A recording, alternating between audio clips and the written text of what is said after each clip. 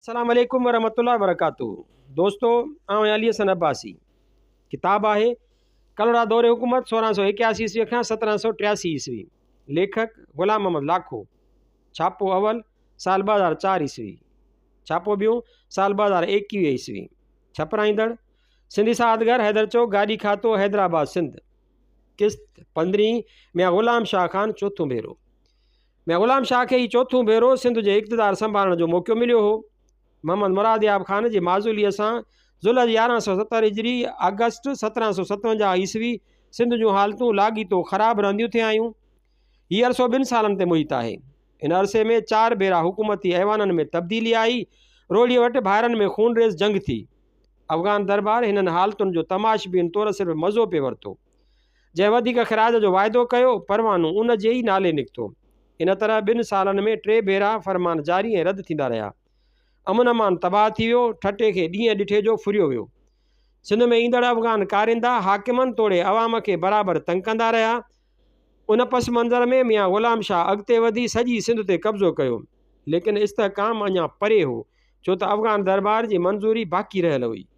मियां ग़ुलाम शाह जो हीउ दौरु तारीख़ुनि में हर लिहाज़ सां यादगार लिखियो वियो आहे। 13-14 सालनि ते मुहित हिन दौर जी कुझु अहम वाक़िअनि जो ज़िक्र कजे थो। 1 शवाल 1172 हिजरी 28 मई 1759 ईस्वीअ ते मियां ग़ुलाम शाह सॼी सिंध ते पंहिंजी हाकिमियत बहाल करे वरिती।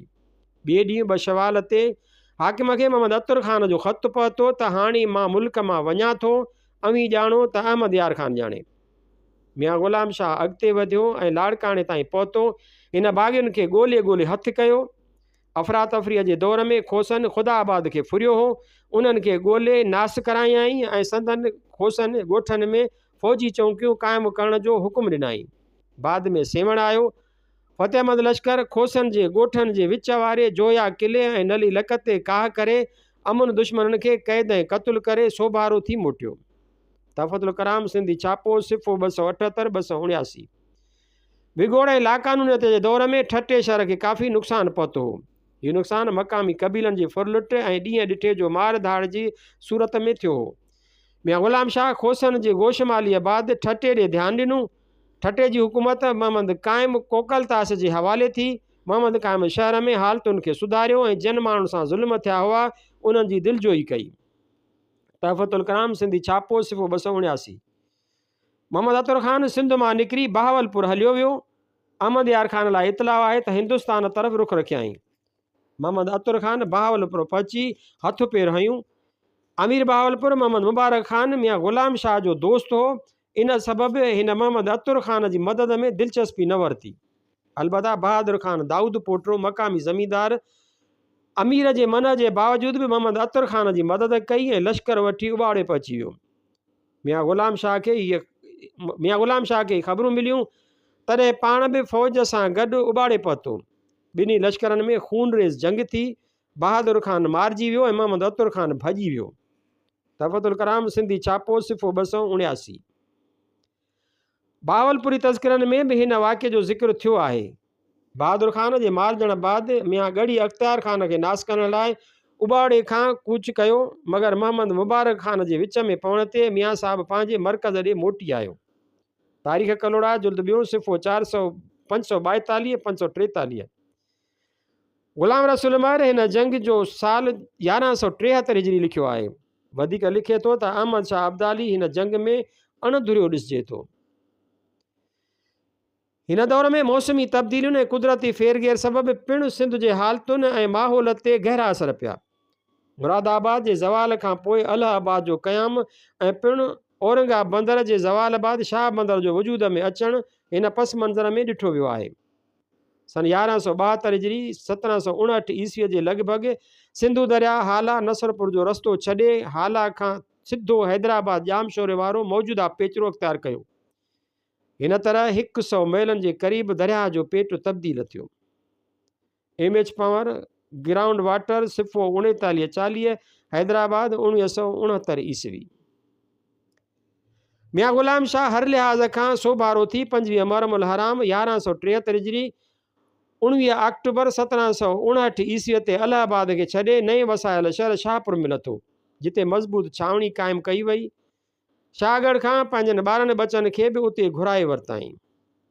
तहफ़तुल कलाम सिंधी छापो सिफ़ो 279। मियां साहिब जंहिं दौर में हालतुनि खां मजबूर थी लाड़ में कजो पहुतो हो, उन दौर में ककराले जे ॼाम ॾेसर ख़ासि ख़िदमत ऐं न्याज़मंदीअ जी वाट न ॾेखारी हुई। हाणे जॾहिं मियां ग़ुलाम शाह सिंध जो कामयाब ऐं मज़बूत हुक्मरान थी उभिरियो, तॾहिं ककराले जे ॼाम खां हिसाब किताब वठण जो वक़्तु बि अची वियो हो। ॼाम ॾेसर जे ख़िलाफ़ु 1173 हिजरी जे आख़िर धारे विच 1760 ईस्वी क़दम खयो वियो। इब्तिदाई मौरिके में ॼाम खे शिकस्त आई, लेकिन मियां ग़ुलाम शाह खे तसली न थी। 7 सफ़र 1174 हिजरी 8 डिसंबर 1760 ईस्वीअ ते वधीक क़दम खणी ॼाम खे मजबूर कयो वियो त पंहिंजे आबाद जे किले खे छॾे हमेशह लाइ कच्छ जे मुल्क ॾे हलियो वञे।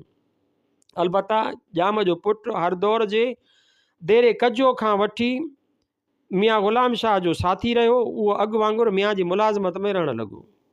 तहफ़तुल कलाम सिंधी छापो सिफ़ो 279 280। मियां ग़ुलाम शाह मुल्क जे अंदरि तोड़े ॿाहिरि लाॻीतो कामयाबियूं हासिल करे रहियो हुयो। पाण हिकु आज़ादु हाकिम तौरु कमु कंदो रहियो। हिन हर फ़ैसिलो जुर्रत ऐं हिमत सां कयो थिए। अफ़गान दरबार में सिंध जो मुस्तक़िल सफ़ीर दीवान गिदुमल हो।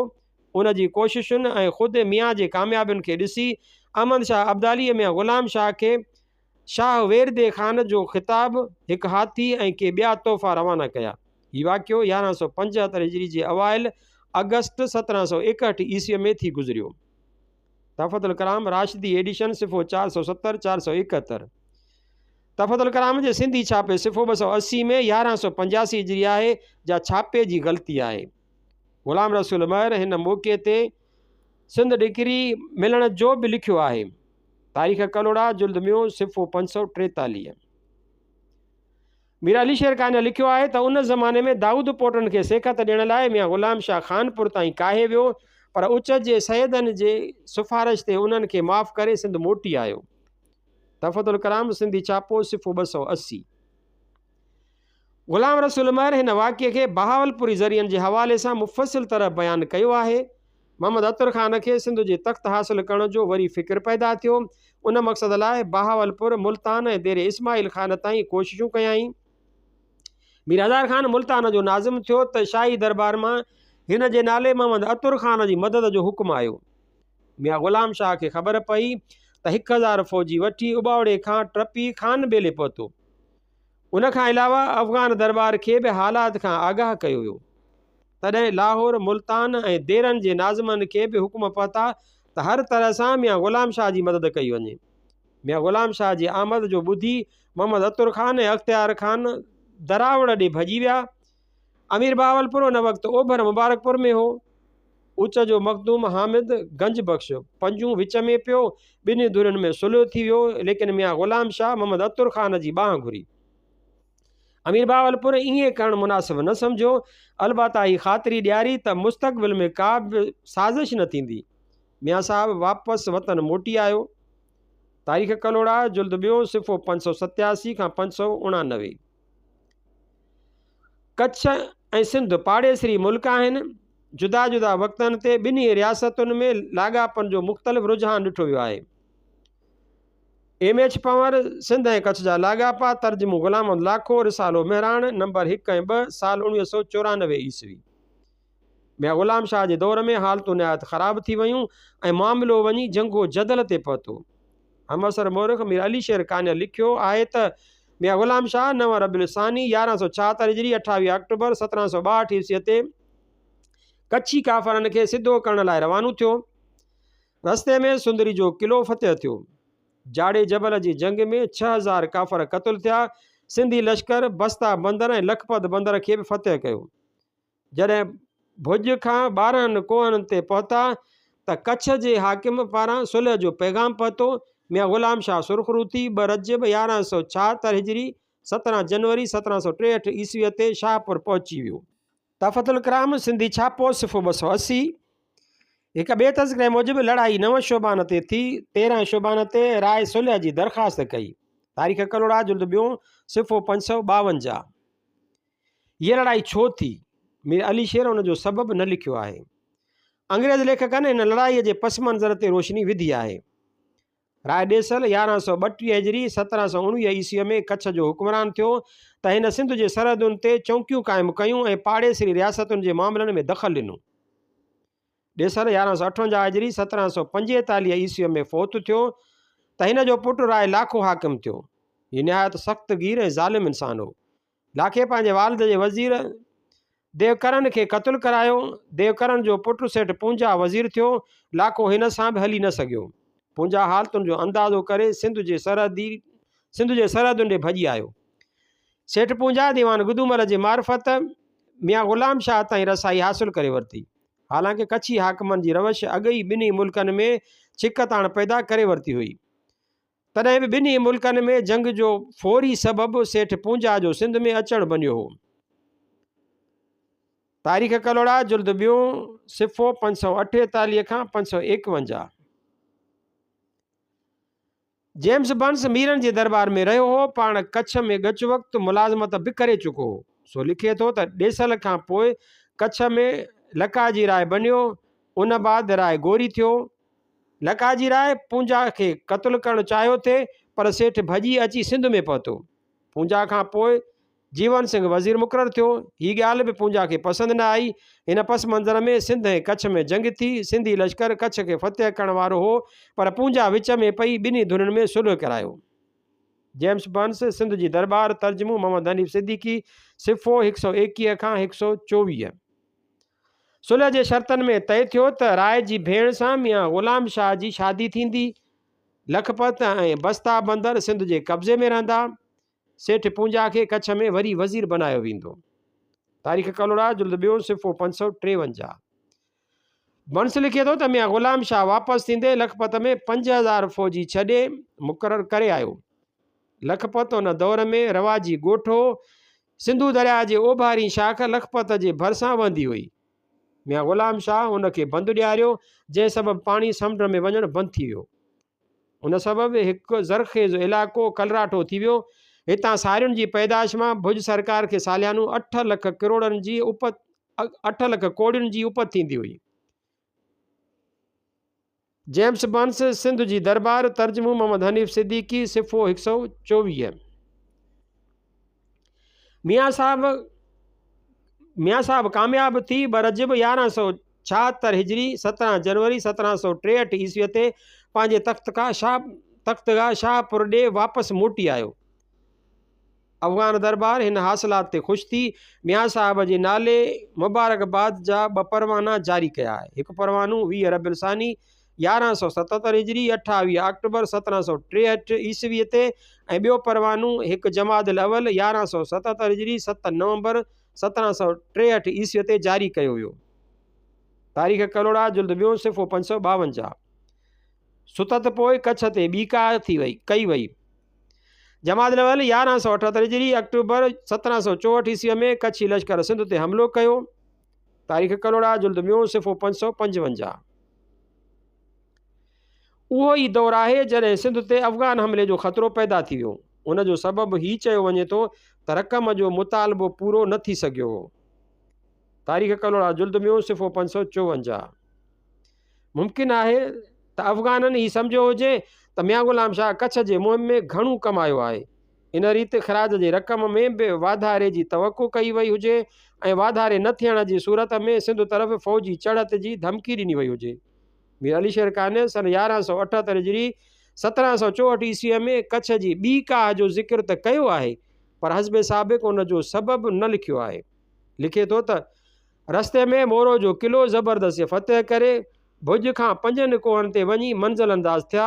कच्छ जी राय वसीला विच में आंदा, जंहिं ते सुलह करे पोइ ते वाॻूं वरायाऊं।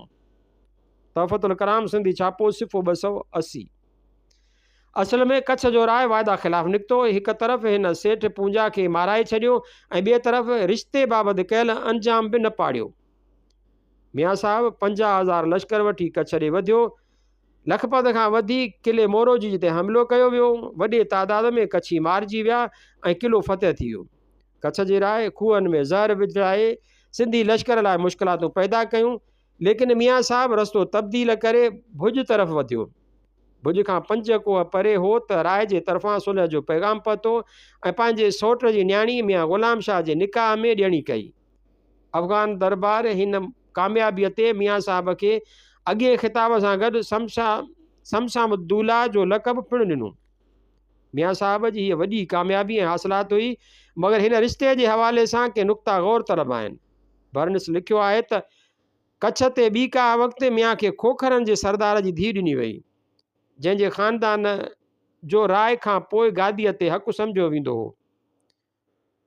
सिंध जी दरबार सिफ़ो 123। हीअ ॻाल्हि हक़ीक़त जे बिल्कुलु उबतड़ आहे। शुरू वारे ठाह में तय थियो हो त राय पंहिंजी भेण जो संग ॾींदो, लेकिन उन ते अमल न थी सघियो हो। ॿिए हमले खां पोइ राय पंहिंजे वालिद जे सौट ईसोजीअ जी धीउ जो संग ॾियणो कयो। कच्छ खां मोटण ते सिंध जो हाकिम नई शाहपुर ॿी में अची रहियो। पहिरीं शाहपुर घणी मिटी ऐं तूफ़ान सबबि लटिजी चुकी हुई। तफ़दुल कलाम सिंधी छापो सिफ़ो 282, हाशियो सिफ़ो 280। शाहपुर जा ॿई माॻ हिक ॿिए जे नज़दीक हुआ। मियां ग़ुलाम शाह जो वॾो मुखालिफ़ ऐं मोहम्मद अतुर ख़ान जो साथी मक़सूदो फ़क़ीर सन 1178 हिजरी 1764 ईस्वीअ में फ़ौत थियो। तॾहिं मोहम्मद अतुर ख़ान मजबूर थी मियां ग़ुलाम शाह सां सुलह कयो। सिंध जे हाकिम भाउ खे माफ़ करे खेसि गले लॻायो। तफ़दुल कलाम सिंधी छापो सिफ़ो 281। मियां ग़ुलाम शाह जी हुकूमत में लाॻीतो इस्तेहकाम ऐं वुसअत ईंदी वई। सन 1181 हिजरी 1767 ईस्वीअ में बादशाह देरन इस्माइल ख़ान ऐं गाज़ी ख़ान जी हुकूमत बि मियां ग़ुलाम शाह जे हवाले कई। ग़ुलाम शाह ख़ान पंहिंजे सर रबियुल सानी 1181 हिजरी सेप्टेंबर 1767 ईस्वीअ में देरन ॾे हलियो वियो। 3 महीननि अंदरि देरन जो इंतज़ाम ठीकु करे फ़सादुनि खे नास करे उते पंहिंजा फ़ौजी जथा मुक़ररु करे मियां साहिब 17 रजब 1181 हिजरी 9 डिसंबर 1767 ईस्वीअ ते वापसि मोटी आयो। तफ़दुल कलाम राशिदी एडिशन सिफ़ो 471। ख़ुदादाद ख़ान मूजिबि उन दौर में ख़ान कलाद खां कराची ऐं बहावलपुर रियासत खां उच ऐं सब्ज़ल कोट वरिता विया। लबे तारीख़ सिंध सिंधी छापो सिफ़ो 154। ही राय दुरुस्त कोन्हे। मियां साहिब वतन पहुतो त पुठियां देरन फ़सादनि शुरू थी वियो। ख़ासि करे नुसरत नाले हिकु सरदार मियां जे लश्कर सां लाॻीतो झड़पूं कयूं। उन करे वरंदड़ साल यानी 1182 हिजरी 1768 ईस्वीअ में बादशाह ही इलाइक़ा मियां खां वापसि वठी सरदार जहान ख़ान जे हवाले कया। तफ़दुल कलाम सिंधी छापो सिफ़ो 281। सन 1182 हिजरी 1768 ईस्वीअ में ठटे जे अमन लाइ ख़तरो पैदा थी वियो। नोमड़ियुनि जे सरदार घणे लश्कर सां बाज़ार जोखीअ ते हमिलो कयो। बाज़ार जोखियो बचाव लाइ ठटे तरफ़ भॻो। नोमड़ियुनि वॾे अटाले सां ठटे तरफ़ काह कई। मियां ग़ुलाम शाह खे हीउ इतलाह मिलियो त पाण 6000 फ़ौज ठटे जे बचाव ऐं नोमड़ियुनि जी तादीब लाइ मोकिलण जो हुकुम जारी कयईं। झेड़े जे ख़ात्मे खां पोइ बि 2000 लश्कर मुस्तक़िल तौर ते ठटे में रखियो वियो। तारीख़ कलोड़ा जुल्द 2 सिफ़ो 572। मियां ग़ुलाम शाह हुकूमत में आयो तॾहिं मुरादाबाद सरकारी मर्कज़ हो। हिन शहर जे ॿुॾण खां पोइ अलाहाबाद जो शहर वजूद में आयो।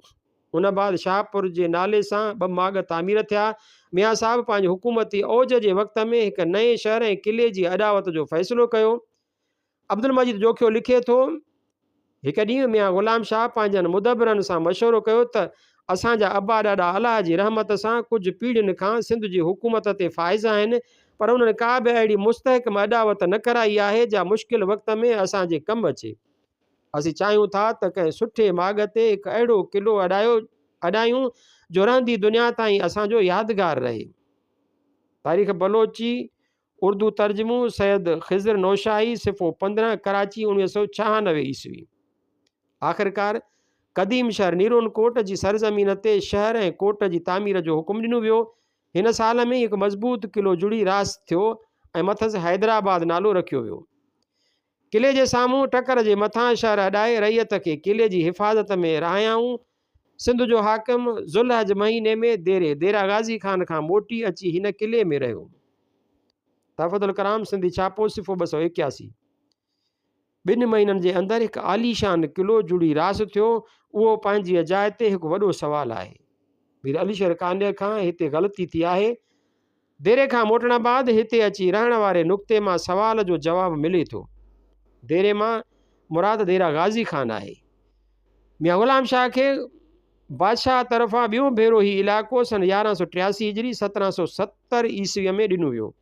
मियां साहब इंतज़ाम दुरुस्त करण लाइ उन तरफ़ वियल हो। उन दौर में हिन खे मुल्तान जी हुकूमत में बि भाईवार कयो वियो।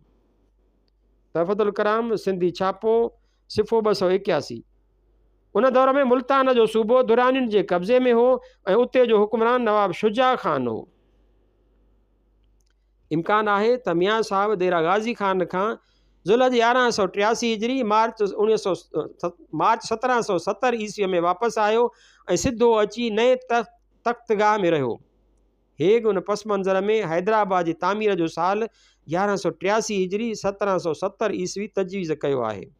हीउ शहर अॼु बि मौजूदु आहे।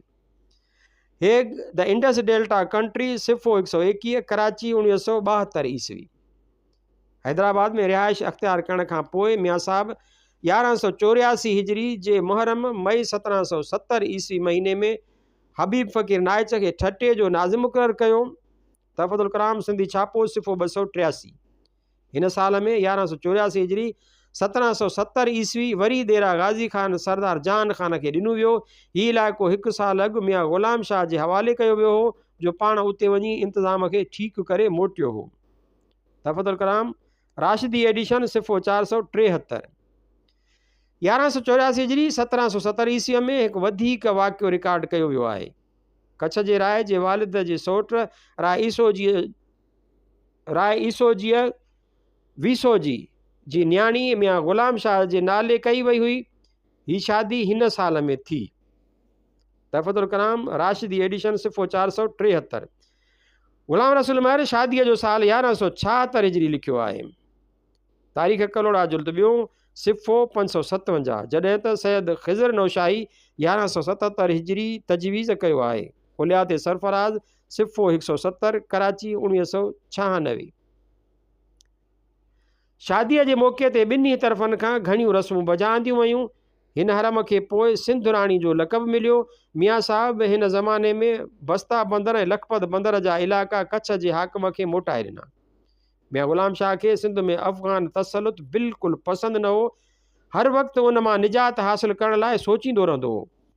हिकु मौक़े ते अमीरनि खे चयाईं त तयारु रहो, असीं केॾी महिल बि अहमदाबाद कंधार खे फ़तेह करण जो इरादो करे सघूं था। तारीख़ बलोची सिफ़ो 16। आज़ादीअ जी तड़प ऐं अफ़गान ॾचे मां निजात ग़ुलाम शाह जी हिकु वॾी ख़्वाहिश हुई। अहिड़ी शायदि ईस्ट इंडिया कंपनीअ जी रिपोर्टुनि मां बि मिले थी। हिन दौर में कलात जो वाली मीर नसीर ख़ान बिरोही हो। ख़ान शुरूअ खां करे ग़ुलाम शाह सां सुठा तालुकात रखंदो आयो। मीर नसीर ख़ान 6 सफ़र उल मुज़फ़र 1186 हिजरी बराबरि 7 मई 1772 ईस्वीअ ते मियां ग़ुलाम शाह सां दोस्ती ऐं सुलह जो हिकु अहदनामो कयो। ग़ुलाम मोहम्मद लाखो सिंध कलात लाॻापन जो हिकु दस्तावेज़ी मुतालियो रिसालो मेहरान नंबर 1 साल 2001। उन पस मंज़र में पोइ हर मुश्किल दौर में नसीर ख़ान कलोड़नि जो साथ ॾिनो। मीर अली शेर खान मूजिबि मियां जे हुकूमत ते सन 1186 हिजरी 1772 ईस्वीअ में दरगाह मक्की शाह खे कोट फेरायो वियो। उन करे ओलियाउनि जे क़बरुनि जी बेहुरमती थी। नतीजे में ग़ुलाम शाह ते फ़ालिज जो मौतमार हमिलो थियो। हिन बीमारीअ सबबि मियां 2 जमादुल अवल 1186 हिजरी 1 अगस्त 1772 ईस्वीअ ते वफ़ात करे वियो। तफ़तुल कलाम राशिदी एडिशन सिफ़ो 473 474। शाह मक्की दरगाह जी कोट बाबति वधीक बहस तामीरात वारे बाब में कयो वेंदो। मियां साहब खे पंहिंजी तामीर करायल शहर हैदराबाद में दफ़न कयो वियो। ग़ुलाम शाह जी वफ़ात सां हिकु मुदब्बिर, मामला फ़हम, दूर अंदेश ऐं बाहिमत हुक्मरान जो दौरु पूरो थियो। सिफ़ारत, सियासत ऐं फ़ौजी ताक़त में हिन खे घणियूं सोभूं हासिलु थियूं। पाण अफ़गान तसलुत जी ज़बरदस्त ख़िलाफ़ हो। सिंध जे आज़ादीअ ऐं ख़ुशहालीअ लाइ हिन जी तड़प मिसाली ॾिसिजे थी। मजीद जोखियो ऐं पिणु ईस्ट इंडिया कंपनीअ जा काग़ज़ात हिन हक़ीक़त जी शाहिदी ॾियनि था। अफ़सोस त संदसि ॼमार घणी न थी। जेतोणीकि मियां मोहम्मद सरफराज़ बि हिकु मोतबर हुक्मरान तौरु उभिरियो, पर ज़माने ऐं हालात हिन जो साथ न ॾिनो। मोहम्मद सरफराज़ ख़ान मियां ग़ुलाम शाह जी वफ़ात खां पोइ 2 जमादुल अवल 1186 हिजरी अमीरनि जे इतफ़ाक़ सां हिन जो वॾो पुटु मियां मोहम्मद सरफराज़ ख़ान सिंध जो नओं हुक्मरान बणियो। 2 महीना पोइ 20 रजब 1186 हिजरी 17 अक्टूबर 1774 ईस्वीअ ते अहमद शाह अब्दाली फ़ौत थियो। शहज़ादो तैमूर खुरासान में हो, उन करे वज़ीर आज़म शाह वली ख़ान तड़ तकड़ में पंहिंजे न्याणे शहज़ादे सुलेमान खे बादशाह बनायो। तैमूर ही ख़बर ॿुधण शर्त तकिड़ो कंधार पहुतो ऐं अची कंधार ते कब्ज़ो कयईं। कंधार जी वेड़ में शाह वली ख़ान मारिजी वियो, सुलेमान खे क़ैद कयो वियो। तैमूर शाह सिंध जे मामले ॾे तवजो ॾींदे मोहम्मद सरफराज़ ख़ान लाइ हुकूमत जी सनद, ख़ुदायार ख़ानी लक़ब ऐं देरा गाज़ी ख़ान जो इलाइक़ो अता कयो। तफ़तुल कराम राशिदी एडिशन सिफ़ो 475 476। इक़्तिदार जी वेड़ में पाइंदा ख़ान बारकज़ई ऐं दिलावर ख़ान इसहाक़ज़ई अहम किरदारु अदा कंदे तैमूर जी घणी मदद कई। बादशाह ख़ुशि थी पाइंदा ख़ान खे सरफराज़ ख़ान ऐं दिलावर ख़ान खे मदद ख़ान जो लक़ब ॾिनो। मदद ख़ान अॻिते हली सिंध जे हवाले सां घणो बदनाम थियो। मोहम्मद सरफराज़ ख़ान हुकूमत संभालण खां 6 महीना पोइ ज़ुल्हज 1186 हिजरी फरवरी 1773 ईस्वीअ में देरे ॾे रवानो थी वियो। 5 महीना उते रही मामला ठीकु करे 12 रबिउल 1187 हिजरी 3 जुलाई 1773 ईस्वीअ ते हैदराबाद मोटी आयो। Mirza Kalich Beg a history of Sindh सिफ़ो 164। मोहम्मद सरफराज़ जे लक़ब ऐं देरनि मिलण बाबति तज़किरा निगारनि दुरुस्त ॼाण न ॾिनी आहे। दुरुस्त ॻाल्हि ईअं आहे जीअं अली शेर कान्य लिखियो आहे। ख़ुदायार ख़ानी लक़ब ऐं देरा गाज़ी ख़ान जो इलाइक़ो मिलियो हो, उन में देरा इस्माइल ख़ान शामिल न हो। तफ़तुल कराम राशिदी एडिशन सिफ़ो 476। मियाँ साहब डेरा गाज़ी ख़ान में मुक़ीम पंहिंजे नाज़िम गुलराज खे वकील मुक़ररु करे बहावलपुर जे हाकिम ॾे मोकिलियो। हिन दस्तूरी कमनि सां गॾु बहावलपुर जे दरबार जो जाइज़ो पिणु वरितो। मियाँ साहब देरे गाज़ी ख़ान में हो तॾहिं उच जे मखदूम अहमद गंज बख़्श सां बि मुलाक़ात कयईं ऐं हिन खे दरख़्वास्त कयईं त दाऊद पोटनि जे रईसनि हाकिम खां सवाइ खे संदसि तरफ़दार बनाइण में मदद करे। उन मक़सद लाइ मियाँ जे तरफ़ां रक़मूं बि ॾिनियूं वयूं। वधीक ॾोकड़नि ॾियण लाइ गुलराज खे ताक़ीद कयो वियो। मखदूम कोशिश वरिती मगर नाकाम थियो। मखदूम हामिद ऐं रियासत बहावलपुर जे हाकिम जे विच में छिकताण पैदा थियण जो सबबु उहो ई चयो वञे थो। तारीख़ कलोड़ा जुल्द ॿियो सिफ़ो 612 613। मियां ग़ुलाम शाह जे दौर में सिंध जे हाकिम सां कलात जे वाली मीर नसीर ख़ान जे सुलह जे पैमान जो ज़िक्र मथे अची चुको आहे। साॻी नोयत जो हिकु ॿियो अहदनामो मियां सरफराज़ जे दौर में अमल में आयो। इहो मुआहिदो 6 मुहर्रम 1187 हिजरी 3 मार्च 1773 ईस्वी ते कयो वियो। सिंध कलात लाॻापन जो हिकु दस्तावेज़ी मुतालियो हवालो मथे ॾिनल। मोहम्मद सरफराज़ देरा गाज़ी ख़ान खां मोटी आयो तॾहिं 1.5 साल जो अरसो अमन जो गुज़रियो। हिन अरसे में कंहिं ख़ासि वाक़े जो ज़िक्र नथो मिले। शायदि उहो ई दौरु आहे जॾहिं संदसि हुकूमत ते हिकु वाह खोटियो वियो। हीउ वाह ज़िले हैदराबाद में हो ऐं अॻिते हली सरफराज़ वाह सॼियो वियो। शाह अब्दुल लतीफ़ ऑफ भिट सिफ़ो 129। तज़किरा निगारनि मियां सरफराज़ तरफ़ां कच्छ ते 2 हमलनि जो ज़िक्र कयो आहे। जेम्स बर्न्स लिखे थो त मियां ग़ुलाम शाह खां पोइ संदसि पुटु सरफराज़ 2 भेरा कच्छ ते हमिलो कयो। हू पाण सां हिकु वॾी फ़ौज वठी आयो। संदसि हमले सां मुल्क जो घणो हिसो वीरान कयो वियो, हालांकि उन खां अॻु लखपत ख़ाली कयो वियो हो। सिंध जी दरबार तर्जुमो मोहम्मद हनीफ़ सिद्दीकी सिफ़ो 123 124। बर्न्स जी हीअ राय दुरुस्त कोन्हे त सरफराज़ ख़ान लखपत ख़ाली कयो हो। लखपत तॾहिं ख़ाली कयो वियो जॾहिं ग़ुलाम शाह कच्छ मां शादी करे मोटियो हो। कच्छ जे हमले जे हवाले सां दुरुस्त राय हीअ आहे त मियां सरफराज़ हिकु भेरो हिन मुल्क ते काह कई हुई, उनखे ॿी काह जो मौक़ियो ई न मिलियो हो। हिन हमले बाबति हमअसर तारीख़दान मीर अली शेर कान्य हिन रीति बयानु करे थो। शोबान 1188 हिजरी अक्टूबर 1774 ईस्वीअ में सरफराज़ ख़ान कच्छ ते हमले करण लाइ रवानो थियो। कच्छ जे हाकिम मुक़ाबले बजाए इस्तक़बाल कयो। हुन खां पोइ पाण गुजरात तरफ़ रवानो थियो। उते जे आसपास जे छाड़े जी सरदार नाथाजी ख़ूब ख़िदमतूं बजाईंदियूं। कंठकोट जे दाऊद जी दाड़े जी पंहिंजी धीअ मियाँ जे निकाह में ॾिनी। में वॾी कामरानी ऐं नुसरत सां शवाल 1188 हिजरी डिसंबर 1774 ईस्वीअ में वतन मोटी आयो। तहफ़तुल कलाम राशिदी एडिशन सिफ़ो 476। मियां सरफराज़ कच्छ खां मोटियो त सिधो अची पंहिंजे नए ॿधायल शहर ख़ुदाबाद में लथो। तहफ़तुल कलाम राशिदी एडिशन सिफ़ो 477। हीउ शहर हाला जे भरिसां वजूद में आयो ऐं ॻच सालनि ताईं सिंध जो तख़्तगाह रहियो। मियां सरफराज़ हिन शहर में रहंदे 8-9 महीना इत्मीनान सां मुल्क ते हुकूमत कई।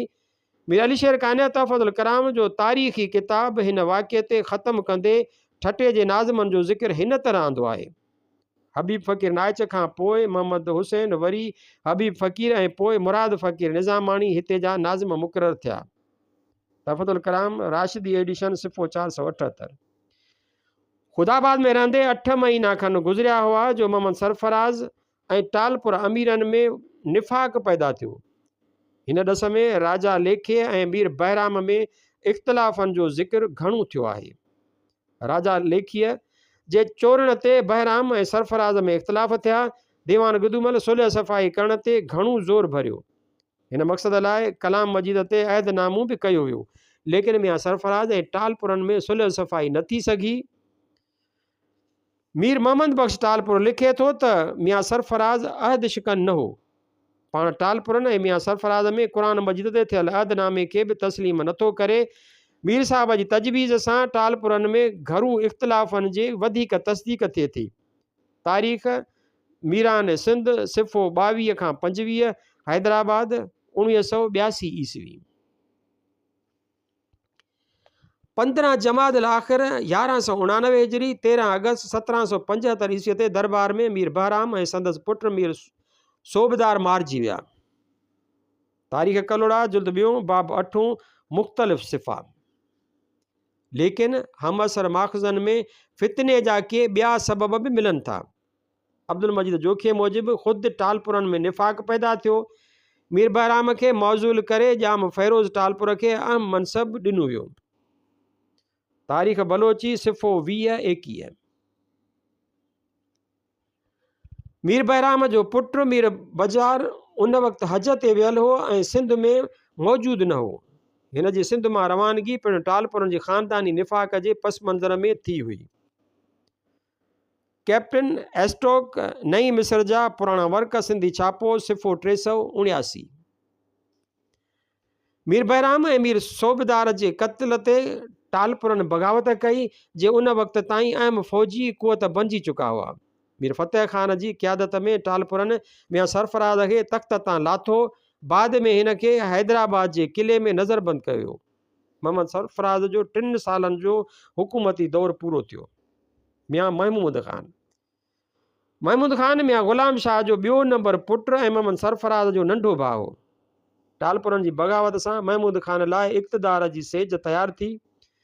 फ़तेह ख़ान इक़्तिदार जी तब्दीली ऐं हाकिम जे मटिजण खां पोइ इक़्तिदारी शराकत खां पासो करे मीर बजार जो इंतज़ारु करणु लॻो, जो उन वक़्तु हज ते वियल हो।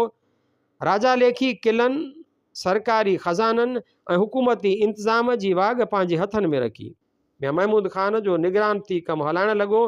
राजा जो पुटु ताजो हैदराबाद जो अमलदार बणियो ऐं समुंड ताईं संदसि हुकुम हलणु लॻो। मियां जे नाले जी मोहर बि पाण वटि रखियाईं, जंहिंमां ज़ाहिर थिए थो त मुल्क जे अछे ऐं कारे जो मालिक लेखी ख़ानदान बणिजी चुको हो। तारीख़ बलोची सिफ़ो 31। कलीज बेग मूजिबि मेहराब जतोई मियां महमूद जो वज़ीर मुक़ररु थियो। अ हिस्ट्री ऑफ सिंध सिफ़ो 169। ग़ुलाम रसूल महर हिन समूरी सूरत हाल में मीर फ़तेह ख़ान ते सख़्तु तनक़ीद कई आहे। जॾहिं टालपुरनि जे खून ख़राबे जो ज़िम्मेवार राजा लेखी बणियो, तॾहिं इक़्तिदार जी वाॻ हुन जे हथ में छो ॾिनी वई? मोहम्मद सरफराज़ खे मौज़ूल छो कयो वियो? ख़ज़ानो जेको अवामी मिल्कियत हो, उन जी बर्बादीअ जी मोकल छो ॾिनी वई? छा उहो बहितर न हो त मीर बजार जी वापसीअ ताईं मीर फ़तेह ख़ान को बि क़दम न खणे हा? तारीख़ कलोड़ा जुल्द 2 सिफ़ो 632 खां 635। जेतोणीकि मुल्क जो हुक्मरान मियां महमूद ख़ान हो, लेकिन हालात जी बेयकीनीअ सभिनी खे परेशान करे छॾियो। तरक़ी ऐं तामीर रुकिजी वई। ज़राअत ऐं तिजारत ज़बून हाल थियण लॻी। हर कंहिंखे ही फ़िक्र हो त मीर बाज़ार वतन ईंदो त उन खां पोइ अलाए छा थींदो। उन पस मंज़र में ईस्ट इंडिया कंपनी सिंध अंदरि पंहिंजो कारोबार बंदि करे छॾियो। अहिड़ो फ़ैसिलो 29 शोबान 1199 हिजरी 24 अक्टूबर 1775 ईस्वीअ ते कयो वियो। शाह अब्दुल लतीफ़ा भिट सिफ़ो 53। आम तरह हिन वाक़िए खे मियां सरफराज़ जे दौर में ॼाणायो वियो आहे, लेकिन हीअ राय दुरुस्त कोन्हे। मीर बाज़ार जॾहिं हज पढ़ी वापसि आयो, ॿी रिवायत मूजिबि पहुचण वारो हो, तॾहिं महमूद ख़ान खे हटाए मियां ग़ुलाम शाह जे भाउ मियां ग़ुलाम नबी ख़ान खे सिंध जो हाकिम बनायो वियो। महमूद जी हुकूमती दौर बाबति मालूमात नथी मिले। अलबत्ता ब्रिटेन जी हीअ राय दुरुस्त ॾिसिजे थी त महमूद ख़ान 10 महीननि खां वधीक हुक्मरान न रहियो हूंदो। सिंध ऐं सिंधु माथिरी में वसंदड़ क़ौमूं सिंधी छापो सिफ़ो 21। इन तरह मियां ग़ुलाम नबी रबिल आख़िर 1109 हिजरी मई 1776 ईस्वी धारे सिंध जो हुक्मरान बनियो हूंदो।